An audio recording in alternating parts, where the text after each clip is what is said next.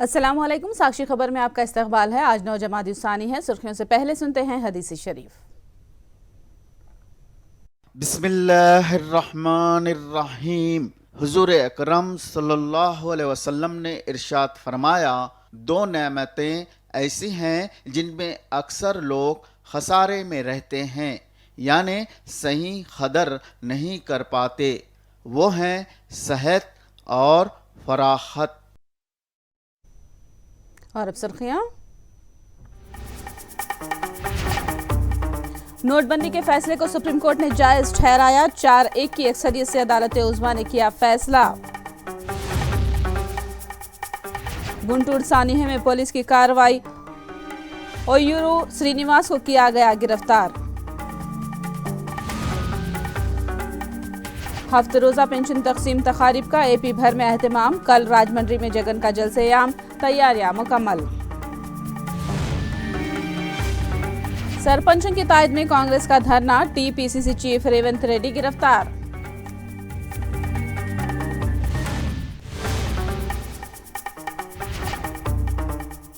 और अब तफसील। सुप्रीम कोर्ट ने आज मरकज के नोटबंदी के फैसले को जायज करार दिया है। 2016 में मरकज ने नोटबंदी का जो फैसला किया था उसकी मुखालिफत में सुप्रीम कोर्ट में 58 अर्जियां दाखिल की गई थी और तमाम अर्जियों को अदालत ने खारिज कर दिया है। नोटबंदी के खिलाफ सुप्रीम कोर्ट की 5 रुकनी बेंच ने फैसला सुनाया। 5 रुकनी बेंच में से 4 जजों ने नोटबंदी के फैसले को दुरुस्त फैसला करार दिया, जबकि जस्टिस वीवी नागरत्ना ने नोटबंदी के फैसले को गलत फैसला करार दिया। नागरत्ना ने कहा कि कानूनी और मकासद की बुनियाद पर हुकूमत का नोटबंदी का फैसला गैर कानूनी था। 4 जजों ने कहा कि फैसले को महज इसीलिए गलत करार नहीं दिया जा सकता क्योंकि मरकज ने ये कदम उठाया था। नोटबंदी को जायज करार देने वाले 4 जजों ने कहा कि मरकज और आरबीआई ने नोटबंदी नाफिज करने से पहले आपस में 6 महीनों तक मुशावरत की। 5 रुकनी जजों में जिन 4 जजों ने नोटबंदी के हक में फैसला दिया, इनमें जस्टिस एस.ए. नजीर, जस्टिस बी.आर. गवाई, ए. बोपन्ना और वी. रामा सुब्रमण्यम शामिल हैं।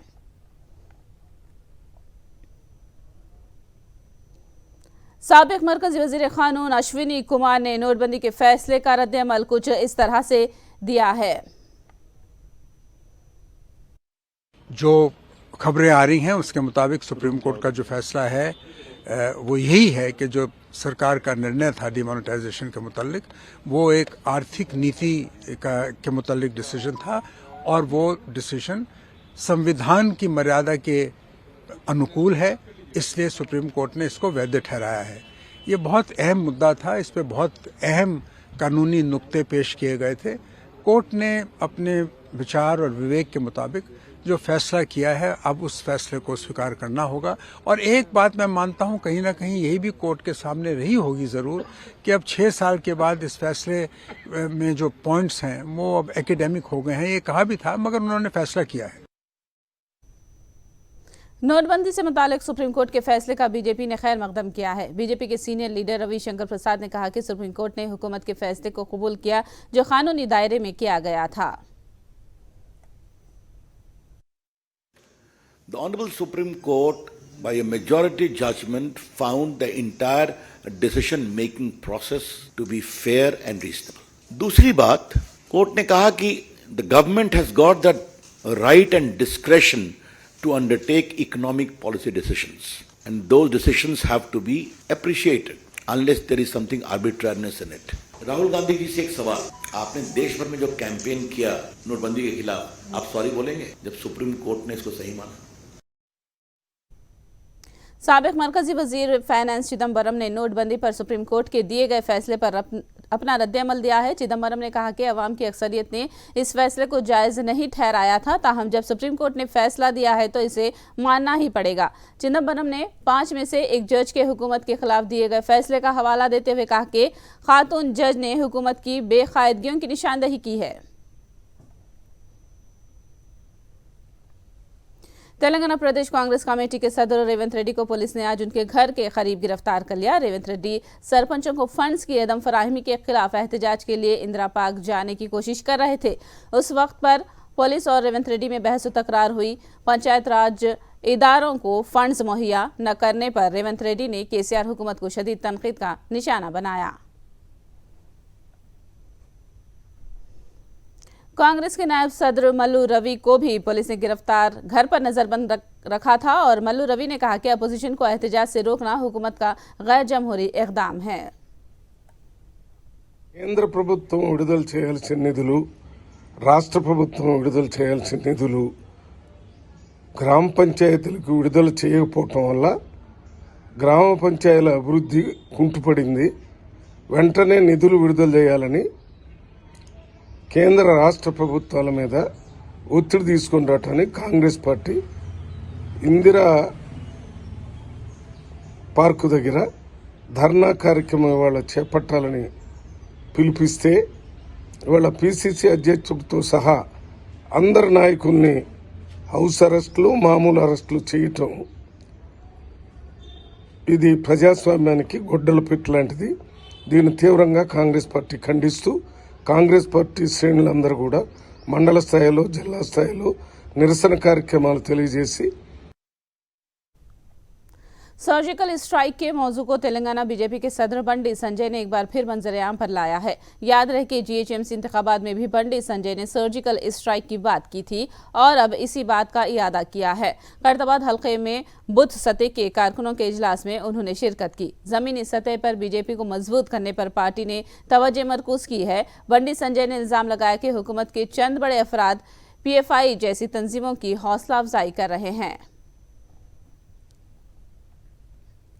ड्रग्स पेडलर मोहित को हैदराबादी नारकोटिक्स पुलिस ने गिरफ्तार कर लिया है। बताया जाता है कि नए साल के मौजू पर मोहित ड्रग्स सप्लाई कर रहा था। बताया जाता है कि ड्रग्स के असल सरगना एडविन से मोहित के रवाबित हैं। खबर है कि मोहित ने शहर की बाज बड़ी शख्सियतों को ड्रग्स सप्लाई किया है।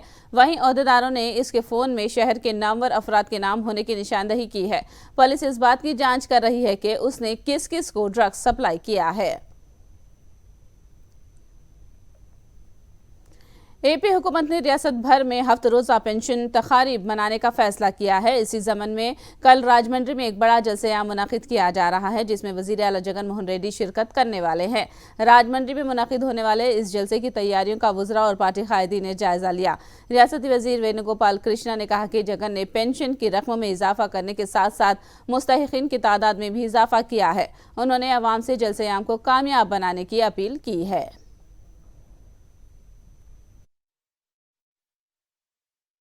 ఎవరైతే ఈ వృద్ధాప్యం కానీ, వితంతువులు కానీ, వికలాంగులు కానీ ఉన్నారో వారి జీవితాల్లో ఒక మార్పు ప్రారంభమైంది. 2750 రూపాయల పెన్షన్ చంద్రబాబు నాయుడు సమయంలో కేవలం 400 కోట్లు పంచితే ఇవాళ 1780 కోట్లు పంచుతున్నారు. 400 కోట్లు ఎక్కడ, 1780 కోట్లు ఎక్కడ? ఆ రోజు 39 లక్షల పెన్షన్లు ఇస్తే ఇవాళ 62.5 లక్షల పెన్షన్ ఇస్తున్నారు. అన్నిటికంటే కొత్తది ఏంటంటే ప్రభుత్వం గొప్ప నిర్ణయం చేశారు జగన్మోహన్ రెడ్డి గారు. ఎవరైనా ఆనాటికి అర్హత కన్నా సాధించలేకపోయి మరలా ఇంకొక 6 నెలల్లో అర్హత కనుక లభిస్తే వారు కూడా అప్లై చేసుకుంటే ప్రతి 6 మాసాలకు ఒకసారి జూన్ అండ్ డిసెంబర్ మాసాల్లో బయాన్యువల్ శాంక్షన్స్ ఇవ్వడం ద్వారా, అంటే ఇక్కడ ప్రభుత్వ పథకాన్ని పొందాలని అనుకున్నటువంటి వ్యక్తికి అర్హత కనుక వస్తే దాన్ని ఎవరి ప్రమేయం లేకుండా అందించే ప్రక్రియ ఈ ప్రభుత్వం చేస్తూ ఉంది. ఇది రాజమండ్రి నుండి, అంటే తూర్పుగోదావరి జిల్లా నుండి ఈ పెన్షన్ వారోత్సవాల్ని వారు ప్రారంభిస్తూ ఉన్నారు. ప్రతి గ్రామాన వృద్ధుల యొక్క దీవెన మా ప్రభుత్వానికి ఉంది. महकमे तामीरात से मुतालिक सीएम कैंप ऑफिस में मुतालिका अहदेदारों के साथ वजीर आला जगन ने जायजा इजलास मुनक़िद किया। इस इजलास में वज़रा जोगी रमेश, ए सुरेश, CS KS जवाहर रेड्डी और AP हाउसिंग कॉरपोरेशन के चेयरमैन D दोरा बाबू के अलावा दीगर आला अहदेदारों ने शिरकत की। आंध्र प्रदेश में पेंशन की तकसीम अमल में आई। नए साल से पेंशन की रकम में 250 रुपये इजाफा किया गया और नए लोगों को भी पेंशन फराहम की गई है। करनूल में भी पेंशन की रकम की तकसीम अमल में आई। MLA हफीज खान ने लोगों में पेंशन की रकम तकसीम की। ఈరోజు కోట్లాది మంది సంక్షేమ పథకాల వల్ల లబ్ధి పొందుతున్నారు. కానీ వాళ్ళు ఎప్పుడు ఎక్కడ చేయలేరు కూడా, వాళ్ళకి అంత మనసు లేదు. కాకపోతే మనం ఫస్టే చెప్తున్నాం, కులం చూడము, మతం చూడము, పార్టీ చూడము, లంచాలకి తావులేదు, అలాగే విపక్షకు ఎక్కడ అవకాశం లేదు. కానీ ఎవరైతే అర్హులు ఉన్నారో ఆ అర్హులు మాత్రమే కే మేము ఇస్తాము అని చెప్పి చాలా క్లారిటీగా చెప్తున్నాం. సో ఎవరైతే అర్హులు ఉన్నారో వాళ్ళు ఎవ్వరు కూడా భయపడాల్సిన అవసరం లేదు, వాళ్ళు ఏమీ దిగులు పడాల్సిన అవసరం లేదు. అన్నీ కొన్ని ఏమో కంప్యూటర్లో వెరిఫికేషన్కి వచ్చినాయి, ఆ వెరిఫికేషన్ కూడా రీవెరిఫై చేసుకొని మళ్ళీ ఇస్తాము. ఎవరైతే అర్హులు ఉన్నారో వాళ్ళకు తీసే పరిస్థితే ఉండదు, ఎవ్వరు కూడా అధైర్యపడాల్సిన అవసరం లేదు. ఒకవేళ వెరిఫికేషన్లో నోటీస్ వచ్చినా మొత్తం క్షుణ్ణంగా వెరిఫికేషన్ చేసుకొని మళ్ళీ మీకు పెన్షన్ వచ్చేటట్టు కూడా చేస్తామని చెప్పి కూడా మీ ద్వారా తెలియజేసుకుంటూ, ఎన్నో సంక్షేమ పథకాలు అమలు చేసినారు, కానీ పెన్షన్ అనేది అవ్వాతాతలకు చాలా ముఖ్యమైనది, చాలా పెద్ద పథకము. ఆ అవ్వాతాతల దీవెనలతో ఖచ్చితంగా రాబోయే సంవత్సరంలో జగన్మోహన్ రెడ్డి గారు ఇంకా మంచిగా ఆంధ్రప్రదేశ్ రాష్ట్ర ప్రజలకు మేలు చేసుకుంటూ ముందుకు సాగుతారు. अनंतपुर में भी नए अफराद को पेंशन की रकम नए साल से दी जा रही है। अनंतपुर में 1120 नए अफराद को नए साल से पेंशन जारी की गई है। मुकामी एमएलए अनंत रामी रेड्डी ने पेंशन की रकम लोगों के हवाले की। अनंत रामी रेड्डी ने कहा कि जगन हुकूमत बिला लिहाज मजहब व फिरका जमात सब अहल अफराद को पेंशन मुहैया कर रही है। నిన్ననే 2750 రూపాయలు ప్రతి నెల 2500 ఇచ్చేదాన్ని 2750 రూపాయలు కూడా పెన్షన్లు కూడా ఇవ్వడం జరిగింది. ఇవే కాకుండా కొత్త పెన్షన్లు కూడా శాంక్షన్ కూడా చేయడం జరిగింది ఈ రాష్ట్రంలో కూడా. అలాగే ఈ అనంతపురం అసెంబ్లీ నియోజకవర్గంలో కూడా అసెంబ్లీ నియోజకవర్గం అంతా అటు పట్టణం నగరం కానీ అలాగే గ్రామీణ ప్రాంతాల 4 పంచాయతీలు కలిసి 1120 పెన్షన్లు కూడా కొత్తవి కూడా మేము శాంక్షన్ చేసి ఈరోజే వాళ్ళు కొత్తగా పెన్షన్ ఎవరికైతే ఇచ్చామో వారందరికీ కూడా పంపిణీ కూడా చేయడం కూడా జరిగింది. ఇదే కాదు, గతంలో కేవలం ఈ రాష్ట్రంలో తెలుగుదేశం పార్టీ అధికారంలో ఉండేది. జగన్మోహన్ రెడ్డి గారు ముఖ్యమంత్రిగా ప్రమాణ స్వీకారం చేసినప్పుడు 39 లక్షల మంది మాత్రమే పెన్షన్లు వచ్చేటివి. ఈరోజు 64,06,000 పెన్షన్లు పైబడి కూడా మేము ఈరోజు కూడా ఇస్తున్నాం. దాదాపుగా ప్రతి నెల కూడా 1780 కోట్లు, అంటే సంవత్సరానికి 21,500 కోట్ల రూపాయలు మేము ప్రతి సంవత్సరం కూడా ఈ పెన్షన్ల రూపంలో ఈ అభాగ్యులకు అందరికి కూడా చేస్తున్నాం. गुंटूर भगदड़ वाकई में केस दर्ज किया गया है। नलापाडू पुलिस स्टेशन में 304 और 174 सेक्शंस के तहत केस दर्ज किया गया है। ओयूरू फाउंडेशन के मुंतजिम श्रीनिवास को पुलिस ने जिमन में गिरफ्तार कर लिया है।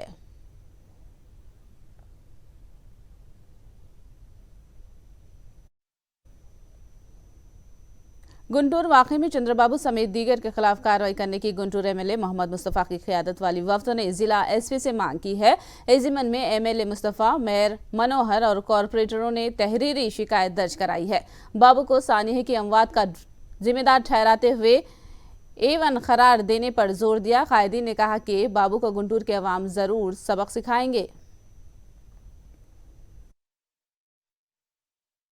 ఏదో విధంగా మభ్యపెట్టి ఈ 300 రూపాయలు సంబంధించిన వస్తువులు తీసుకొచ్చేసి మేము ఇస్తాం రాండి అని చెప్పేసి ప్రజలకేమో అది 3000 రూపాయలు అని చెప్పి ఆ విధంగా ప్రజలందరినీ తెప్పించుకొని అక్కడ మరి బహిరంగ మీటింగ్ పెట్టుకొని, అంటే ఏంటంటే ఇది ఒక్కటి వాస్తవం చెప్పాలంటే ఆయన అధికారం కోసం ఆయన పాకలాడుతున్నాడు అనేది అందరికీ తెలిసిపోతూ ఉంది. ఎందుకంటే మొన్నే కందుకూరులో ఒక 8 మంది చనిపోవడం జరిగింది.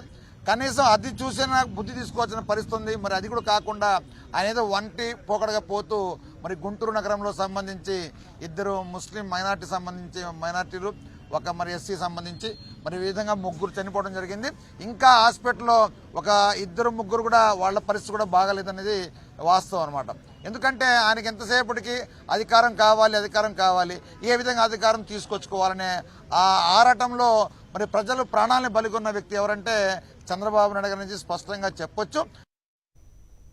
गुंटूर में बाबू के जलसे-ए-आम के दौरान हुई भगदड़ पर एपी खवातीन कमीशन की चेयरमैन वासी रेड्डी पद्मा ने शदीद बरहमी जाहिर की। उन्होंने कहा कि जलसे-ए-आम में एहतियाती इक़दामात न करने के सबब ही यह हादसा पेश आया है। वासी रेड्डी ने रिमार्क किया कि कोंदकोरो वाक़े से तवज्जो हटाने के लिए बाबू ने ये इजलास बुलाया था, मगर ये इजलास भी अवाम की जान पर बनाया। उन्होंने इस हादसे पर ओयूरू फाउंडेशन और बाबू को वजाहत देने का मुतालबा किया है।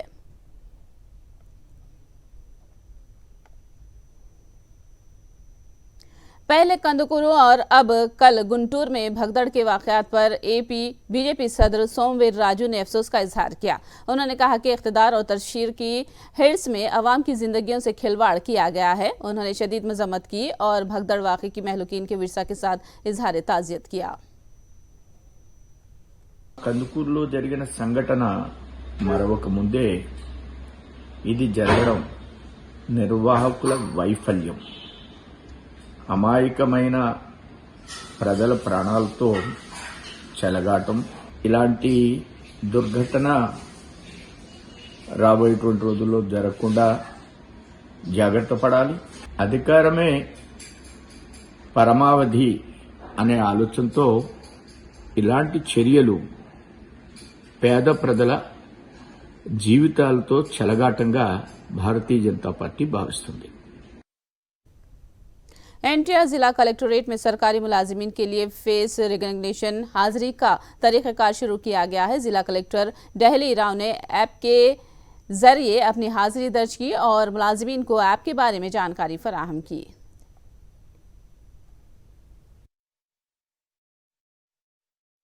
విధానం అనేది ఒక మంచి నిర్ణయం అండి. ఎందుకంటే ఇది ప్రతి అధికారికి కూడా అకౌంటబిలిటీ అనేటువంటిది ఉంటుంది, ఒక డిసిప్లిన్ అనేటువంటిది ఉంటుంది, టైంకి ఖచ్చితంగా మనం పోవాలి అనేది, ఒక అంతకు ముందు లేటుగా వెళ్ళినా పర్వాలేదు అనేటువంటి ఒక ఆ కాంప్లసెన్సీ అనేటువంటిది ఉండదు. సో కాబట్టి ఈ టెక్నాలజీ బయోమెట్రిక్ అలవాటు పడ్డాము, బయోమెట్రిక్ ప్లేస్లో అనేది దెన్ ఐరిష్ అనేటువంటిది ఉండేది, దానికన్నా ఎఫ్ఆర్ఎస్ అనేటువంటి ఫేషియల్ రికగ్నిషన్ సిస్టమ్ అనేటువంటిది వచ్చింది. It's more advanced. నార్మల్ డ్యూటీస్లో కూడా అంత గొప్పగా ఎక్కడ రాణించగలం. కాబట్టి it's a very good decision and దాన్ని ఖచ్చితంగా 100% అనేటువంటి ఇంప్లిమెంట్ చేయడానికి అన్ని విధాలుగా అనేటువంటి ప్రతి కాంట్రాక్ట్ నుండి అవుట్సోర్సింగ్ నుండి government employees from village functionary to up to the district అనేటువంటిది ఇంప్లిమెంట్ చేస్తాం. हैदराबाद में कुल्हन सनती नुमाइश का आगाज हो चुका है। मुल्क के मुख्तलिफ शहरों से ताजिरीन और सनतकारों ने नुमाइश में स्टॉल्स लगाए हैं। हैदराबाद की सनती नुमाइश का मुशाहिदा करने के लिए तेलंगाना के अजला के अलावा मुल्क के मुख्तलिफ शहरों से लोग हैदराबाद का रुख करते हैं। अभी सनती नुमाइश का आगाज हुआ है और चंद दिनों में अवाम की बड़ी तादाद के नुमाइश का मुशाहिदा करने की तवक्को है।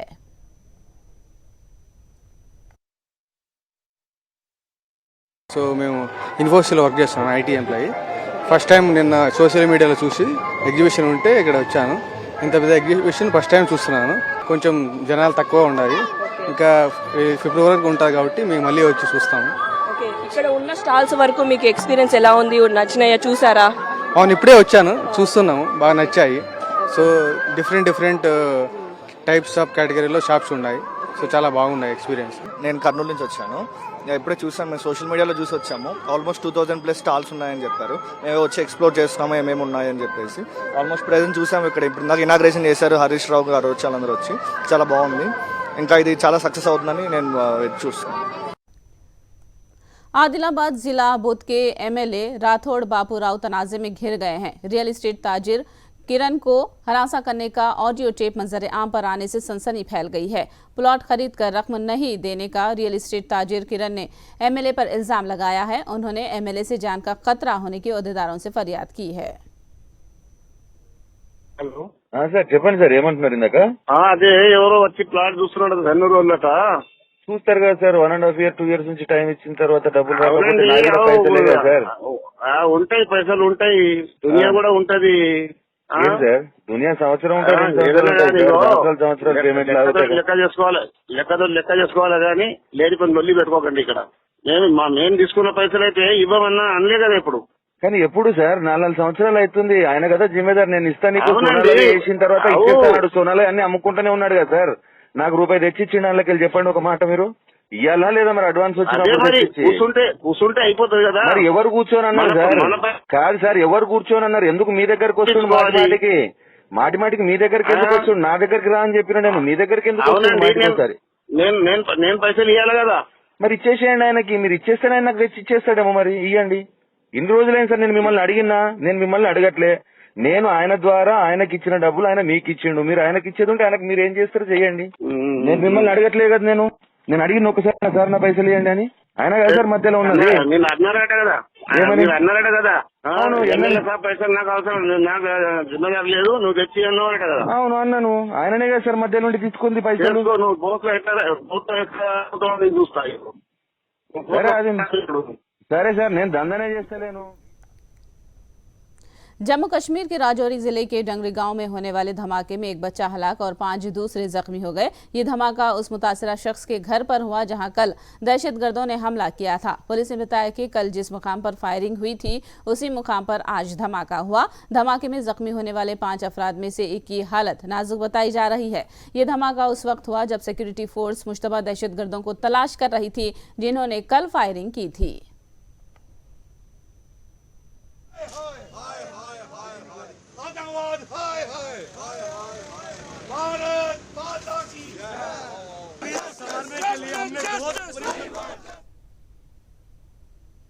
नए साल के मौके पर अजमेर शरीफ की दरगाह में अकीदतमंदों की काफ़ी तादाद देखी गई। नए साल के मौके पर लोगों ने खुशहाली, अमन और सलामती के लिए दुआ की है। अजमेर शरीफ की दरगाह हज़रत ख्वाजा मोइनुद्दीन चिश्ती के उर्स तकारीब का इस महीने के आखिर में आगाज़ होगा। उर्स तकारीब की तैयारियां की जा रही हैं।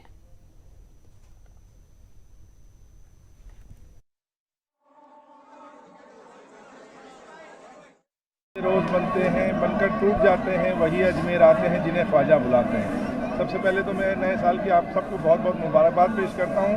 ख्वाजा गरीब नवाज दरबार में काफ़ी तादाद में लोग नया साल शुरू करने अजमेर शरीफ आए हुए हैं।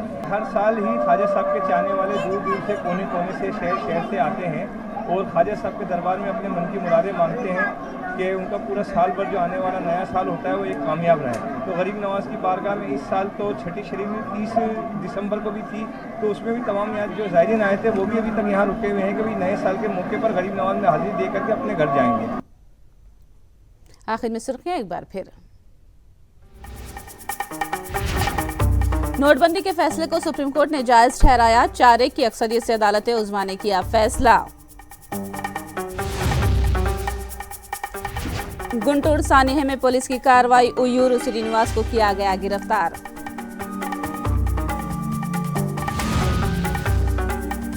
हफ्ते रोजा पेंशन तकसीम तकारीब का एपी भर में एहतमाम। कल राजमंड्री में जगन का जलसे-ए-आम, तैयारियां मुकम्मल। सरपंचों की तायद में कांग्रेस का धरना, टीपीसीसी चीफ रेवंत रेड्डी गिरफ्तार।